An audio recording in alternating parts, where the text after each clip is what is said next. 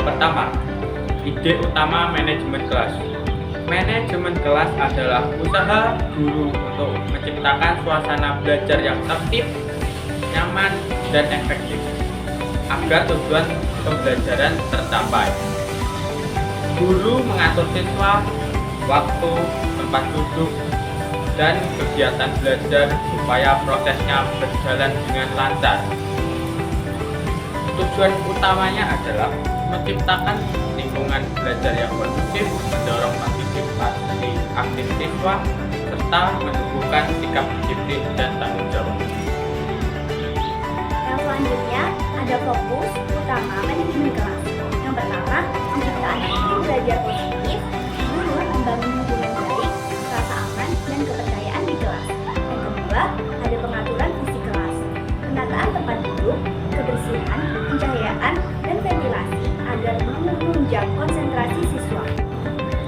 Yang ketiga, ada pengelolaan perilaku siswa, menerapkan aturan, memberikan pengetahuan positif, serta menangani perilaku penyimpangan dengan cara edukatif. Yang keempat, manajemen waktu dan kegiatan, mengatur alokasi waktu agar kegiatan belajar berjalan dengan efektif dan efisien. Yang selanjutnya ada contoh implementasi manajemen kelas. Implementasi manajemen kelas dapat dilakukan melalui berbagai strategi nyata, seperti yang pertama, membuat kesepakatan kelas bersama siswa, misalnya peraturan datang tepat waktu, tidak berbicara saat orang lain berbicara, dan menjaga kebersihan kelas. Dan yang kedua, menerapkan reward dan punishment. Contohnya, memberikan pujian bagi siswa disiplin dan memberi konsekuensi pendidik bagi yang melanggar. Dan yang ketiga ada menata lingkungan belajar interaktif. Misalnya mengubah posisi tempat duduk menjadi lingkaran saat diskusi kelompok agar semua siswa terlibat. Dan selanjutnya ada membangun komunikasi positif. Guru menggunakan bahasa yang ramah, memberi kesempatan siswa bertanya dan menunjukkan rasa saling menghargai. Dan selanjutnya ada refleksi rutin. Guru dan siswa mengevaluasi suasana kelas setiap hari minggu untuk memperbaiki kekurangan. Yang selanjutnya ada dikat bimbingan dan konseling di sekolah. Apa sih definisi dari DK di sekolah? Bimbingan dan konseling di sekolah adalah proses yang sistematis, berkelanjutan, dan profesional kepada peserta didik agar mereka mampu mengenali diri, mengembangkan potensi, dan menyelesaikan diri dengan lingkungan, serta mengambil keputusan yang tepat dalam kehidupannya.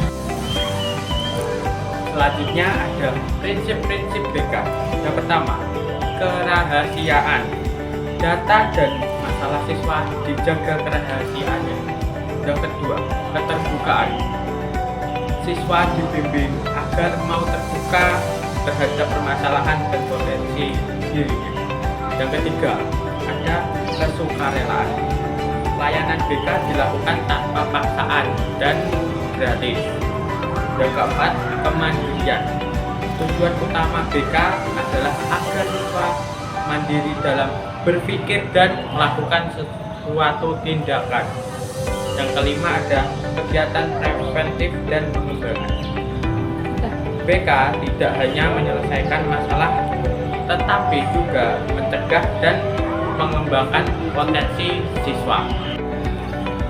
Yang selanjutnya ada tujuan BK, membantu siswa mengenali potensi minat dan bakatnya. Yang kedua, ada membantu siswa memahami serta mengatasi masalah kepribadian, sosial, belajar, dan karir. Yang ketiga, ada mendorong kemandirian dan tanggung jawab pribadi. Yang keempat, ada menunjukkan sikap positif terhadap diri sendiri dan orang lain. Apa sih fungsi BK di sekolah? Yang pertama ada membantu siswa memahami diri dan lingkungannya. Dan yang kedua, mencegah timbulnya masalah belajar dan sosial. Dan yang ketiga, membantu mengatasi permasalahan yang sudah muncul. Dan yang keempat, menjaga potensi positif dan mengembangkannya lebih lanjut. Dan yang kelima, membantu siswa menyalurkan minat dan bakat dan pilihan karir yang sesuai. Bentuk layanan BK di sekolah. Yang pertama, layanan orientasi, membantu siswa baru mengenal lingkungan sekolah. Yang kedua, layanan informasi, memberikan informasi belajar, karir, ataupun sosial. Yang ketiga ada layanan penempatan dan penyaluran, membantu siswa menyesuaikan diri dengan kegiatan. Yang keempat ada layanan konseling individu. Konselor membantu siswa memecahkan masalah pribadi secara rahasia. Yang kelima, layanan bimbingan kelompok dan konseling kelompok, membantu siswa melalui diskusi yang berkelompok.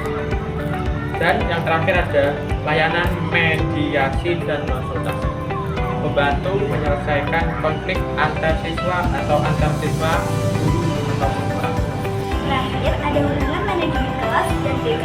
Keduanya memiliki hubungan yang saling melengkapi. Yang pertama, manajemen kelas berfokus pada pengelolaan situasi belajar, sedangkan BK berfokus pada pembinaan emosional siswa. Yang kedua, ada implementasi BK yang baik mendukung terciptanya tim kelas yang kondusif. Dan yang terakhir, ada guru memahami prinsip BK, mampu mengelola kelas dengan empati dan pendekatan yang baik.